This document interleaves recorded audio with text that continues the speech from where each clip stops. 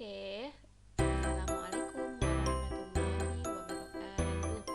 Tadi kalian sudah melihat video tentang perjalanan bagaimana menemukan elektron, bagaimana menemukan proton, dan bagaimana menemukan neutron sampai pada model atom Rutherford.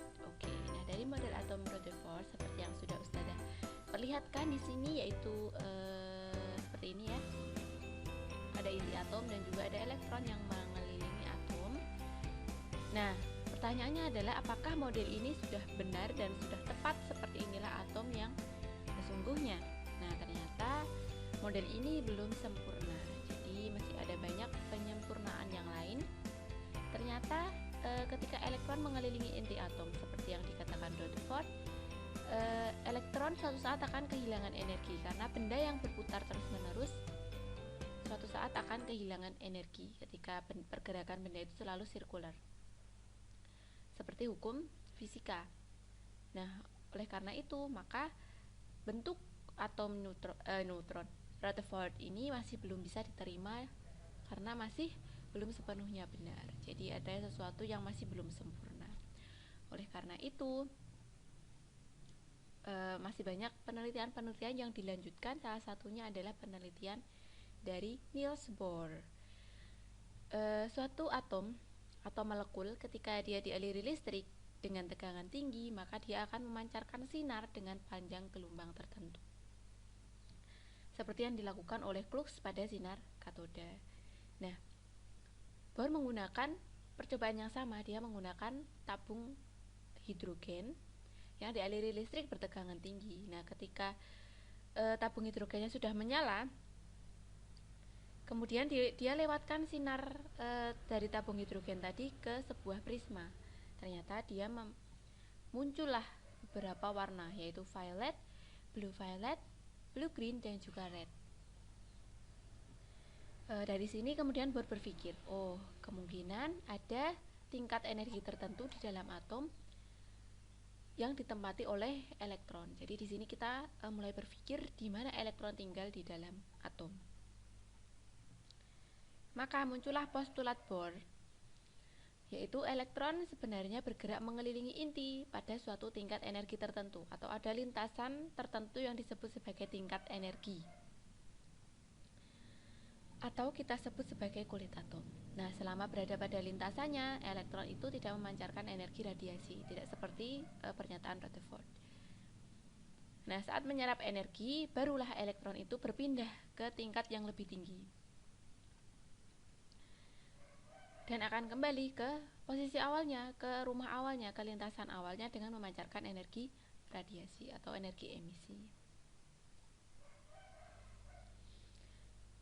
Sama seperti kita ketika kita punya sedikit energi gitu ya. Ada area, jadi menurut Bohr, ada area tertentu di situ di dalam atom yang merupakan suatu area dengan energi tertentu. Nah, elektron akan menempati area-area yang sesuai dengan tingkat energinya atau sesuai dengan energi yang dimiliki oleh elektron. Ketika elektron berputar-putar di sekitar area tersebut yang disebut sebagai kulit atom, nah elektron ini tidak akan memancarkan energi, jadi dia akan menyimpan energinya. Nah, saat elektron itu mendapatkan energi yang lebih dari area dia seharusnya berada, maka dia akan berpindah ke area dengan energi yang lebih tinggi. Nah, itu disebut sebagai eksitasi. Sama seperti kita, ketika kita tidak punya banyak uang, kita akan memilih untuk berdiam diri di rumah.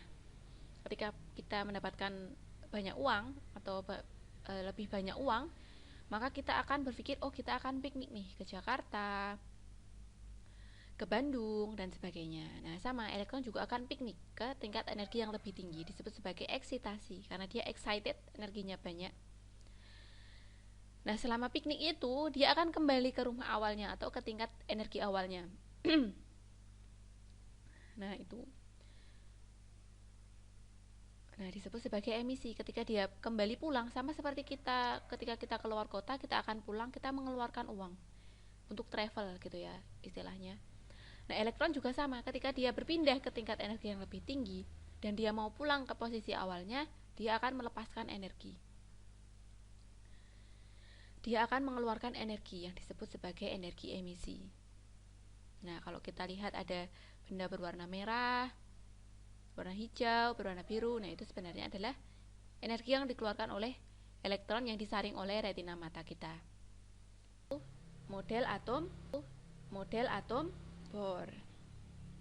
Di mana atom itu memiliki inti tadi ya, proton dan neutron.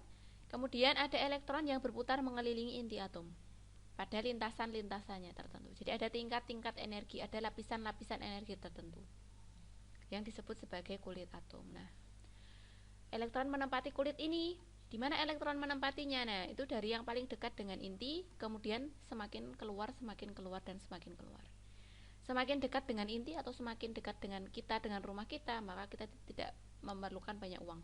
Sama elektron memiliki energi lebih sedikit ketika dia lebih dekat dengan inti. Dan tingkat energi akan semakin tinggi ketika dia lebih jauh dari inti, seperti itu. Nah, sekarang pertanyaannya, di manakah posisi atau letak elektron di dalam atom sebenarnya? Jadi kalau tadi kita kaji ulang tentang Bohr, elektron itu menempati tingkat energi tertentu di dalam atom yang berbeda-beda. Nah, oleh karena itu muncullah beberapa teori untuk menjelaskan di mana nih sebenarnya alamat atau di mana rumah elektron itu sebenarnya di dalam atom. Nah, yang pertama adalah konsep gelombang dari de Broglie. Jadi, ketika suatu elektron adalah partikel yang sangat kecil, bahkan lebih kecil dari proton, dia bergerak dengan kecepatan tinggi. Pergerakannya sangat sulit untuk diprediksi. Apakah dia akan bergerak memutar, berbentuk lingkaran sempurna atau elips, atau dia akan bergerak zigzag atau bagaimana? Kita tidak tahu seperti apa elektron itu akan bergerak. Itu yang dikatakan oleh de Broglie.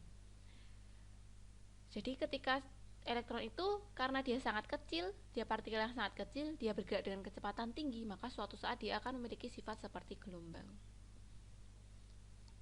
Jadi dia akan memiliki frekuensinya sendiri, dia akan memiliki getarannya sendiri.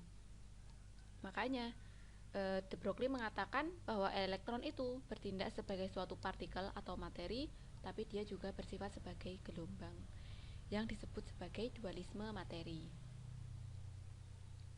Kemudian setelah Broglie mengemukakan pendapatnya, maka muncullah Heisenberg.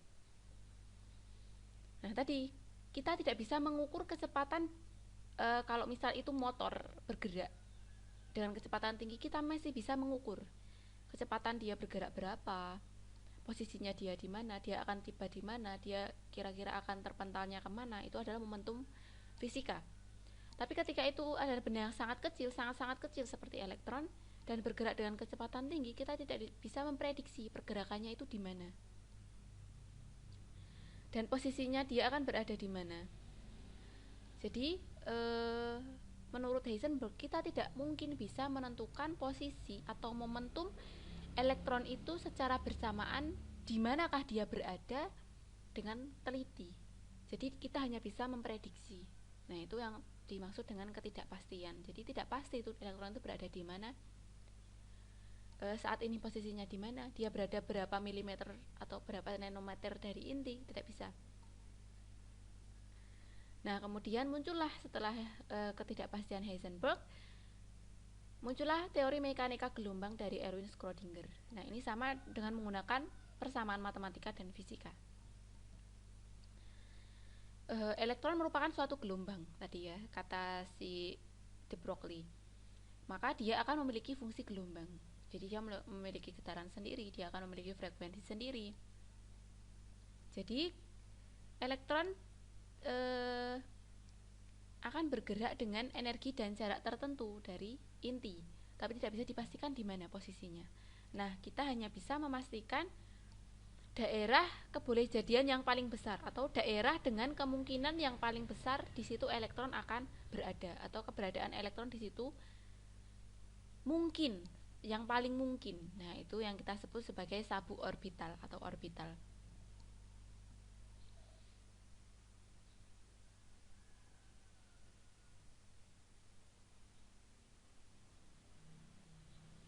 Nah, ini adalah model mekanika kuantum yang dikatakan oleh Erwin Schrödinger. Jadi, ini adalah model atom yang paling baru, yang sangat baru adalah yang ini. Jadi, ini ada inti atom berisi proton dan neutron.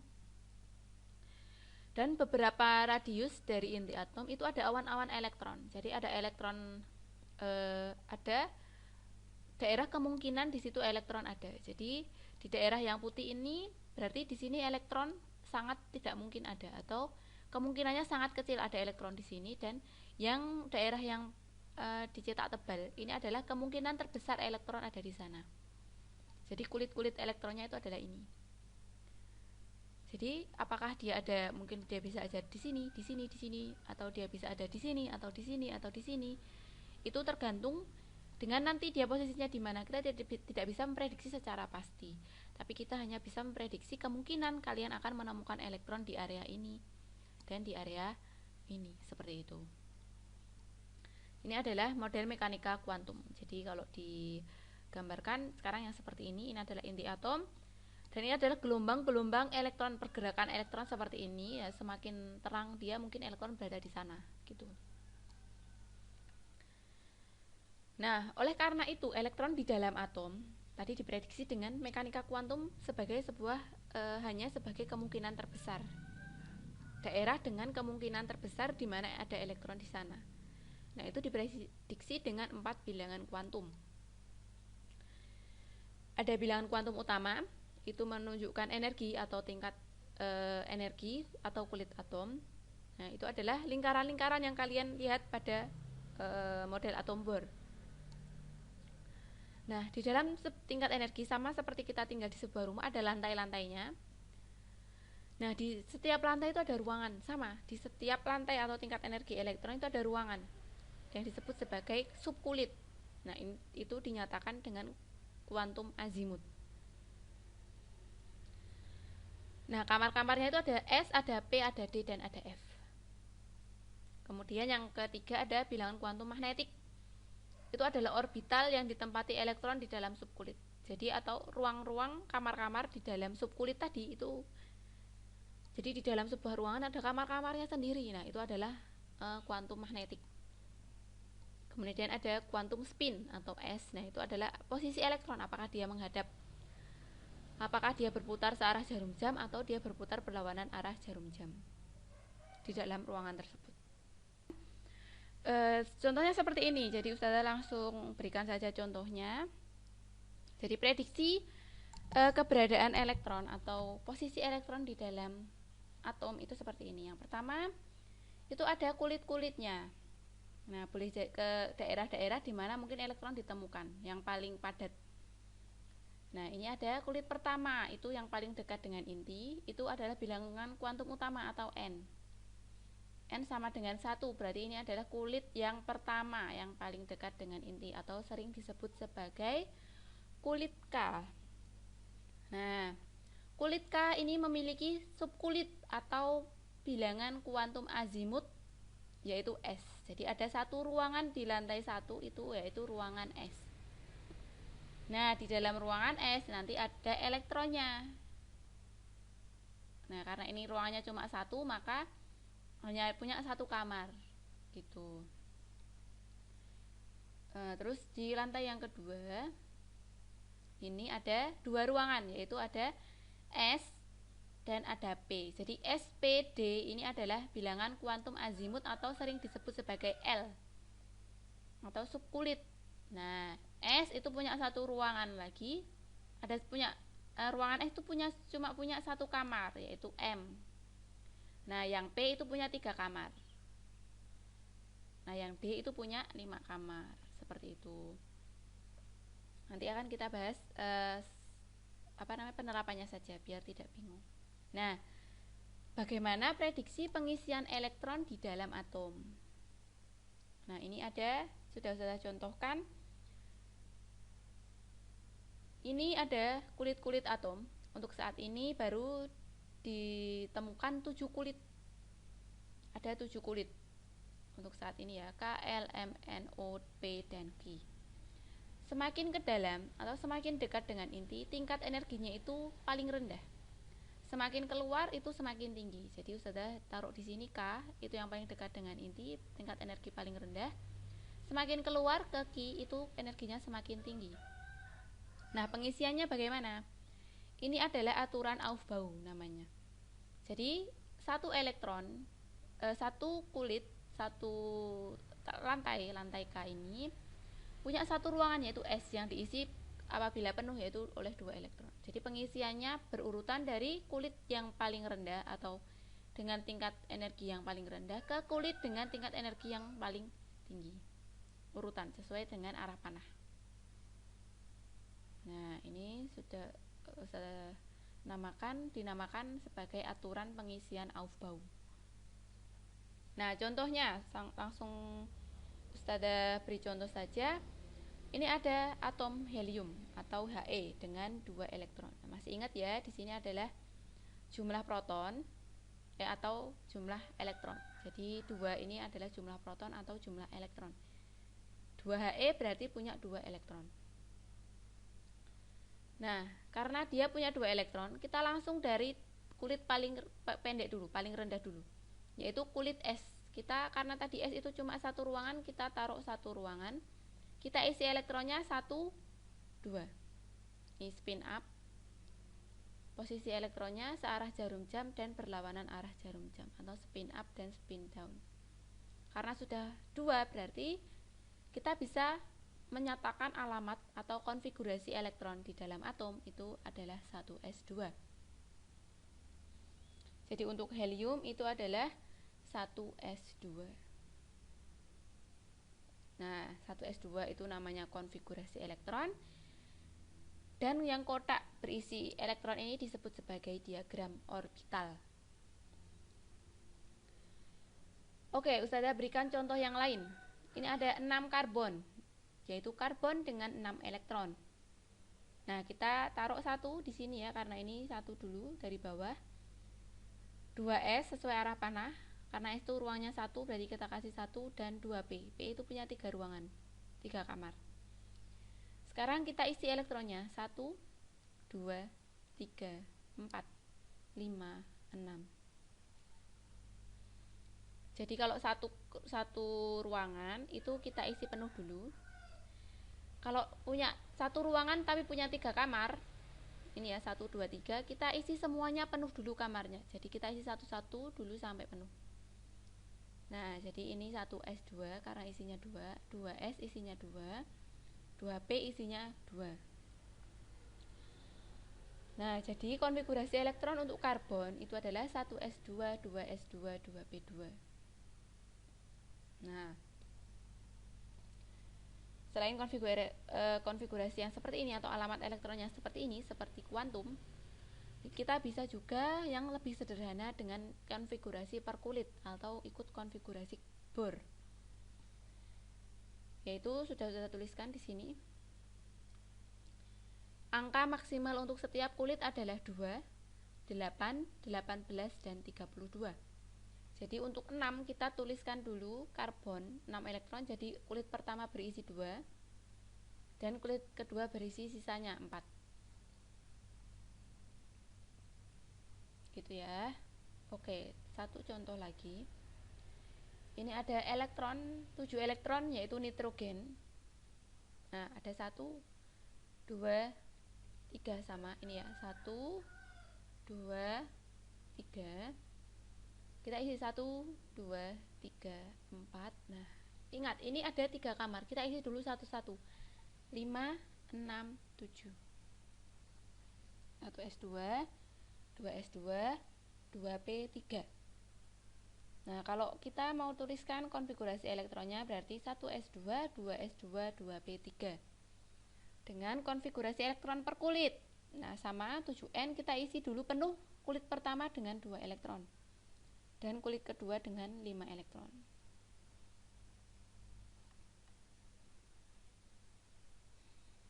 Menggambar yang seperti ini kan sulit ya, mungkin tidak bisa hafal juga, jadi Ustazah akan berikan cara mudah untuk menghafalnya. Nah, ini dia, yaitu SS, PS, DPS, DPS, FDPS, FDPS. Nah, tinggal ditulis aja SS, PS, DPS, DPS, FDPS, FDPS. Selanjutnya kita tinggal tuliskan saja angkanya. Sebentar.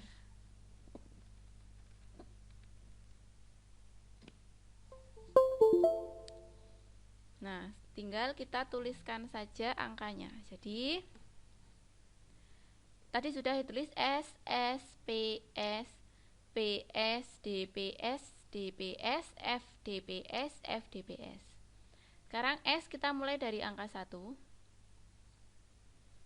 kemudian 2, S, kalau S dulu semuanya, 3, kita kasih angka nomor lantainya 4, 5, 6, 7,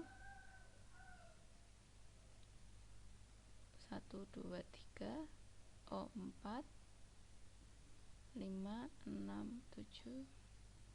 Kita tuliskan juga untuk P mulai dari angka 2. Ingat, untuk S boleh mulai dari angka 1, untuk P mulai dari angka 2. 2, 3, 4,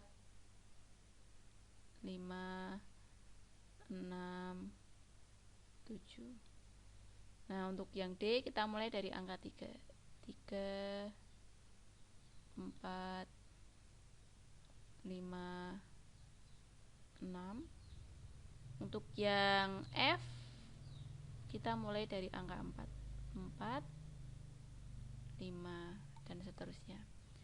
Nah, sini sudah ada nomor lantainya, sudah ada nomor ruangannya, nama ruangannya. Nah, sudah, tinggal kita akan coba praktekkan. Contoh soalnya ini ya. Tuliskan konfigurasi elektron untuk 11 Na. 11 Na kita bisa langsung menuliskan untuk konfigurasi perkulit, yaitu 2, isi penuh dulu dengan 2, kemudian kita isi lagi, sisanya adalah 9, karena tidak boleh angka lebih dari 8, yaitu kita isi 8 dulu, baru sisanya kita taruh di sini, yaitu 1. Jadi kalau untuk perkulit itu angkanya adalah 2, 8, 18, 32. Nah, karena ini 11 kita penuhi dulu nomor 1 dengan angka 2, sisanya kan 9. Karena ini maksimalnya adalah 8, kita taruh di sini 8 dan sisanya 1 kita taruh di sini. Oke, nah untuk konfigurasi elektron kuantum itu ada 11 Na. Sudah Ustazah tuliskan di sini S, S, P, S. Kita tinggal kasih angka 1, 2, 3. Untuk P kita mulai dari angka 2. Nah, kita isi. Kalau S itu penuhnya adalah 2 elektron, P itu diisi penuh dengan 6 elektron, D itu diisi penuh dengan 10 elektron, dan F itu dengan 14 elektron. Jadi kita isi dulu, di sini S-nya penuh 2, di sini juga 2. Berarti 2 tambah 2 4. P kita isi penuh dengan 6. 2 tambah 2 4 tambah 6 10, sisa 1 kita taruh di sini. 2, 2, 6, 10 tambah 1, 11. Berarti konfigurasinya elektron ini 1s2, 2s2, 2p6, 3s1. Atau kalau kita mau hitung, di lantai 1 ada 2 elektron, di lantai 2 ini ada 8 elektron, dan di lantai 3 ada 1 elektron. Sesuai dengan konfigurasi yang kita tuliskan per kulit. 2, 8, 1. Oke. Nah, mari kita coba dengan Ne. Tuliskan konfigurasi elektron atom untuk gas mulia berikut. Nah, Ustazah contohkan untuk yang Ne. Kita tulis S, S, P, S. Kita kasih angka.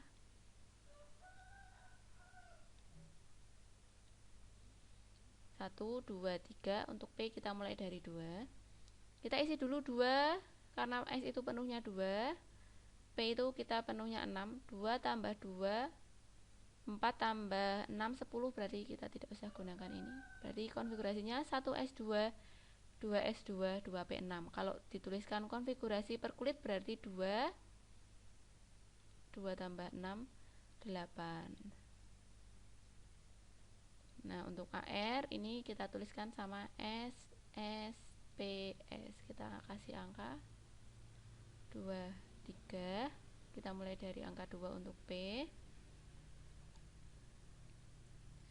Nah, untuk jumlah elektronnya kita masukkan 2. S itu kita penuhi 2, P itu kita penuhi 6. 2 tambah 2, 4 tambah 6, 10. S itu kita kasih 2, tambah 2, 12 masih kurang berapa? 18 kurang 12, 6 elektron. Berarti kita lanjutkan. SSPS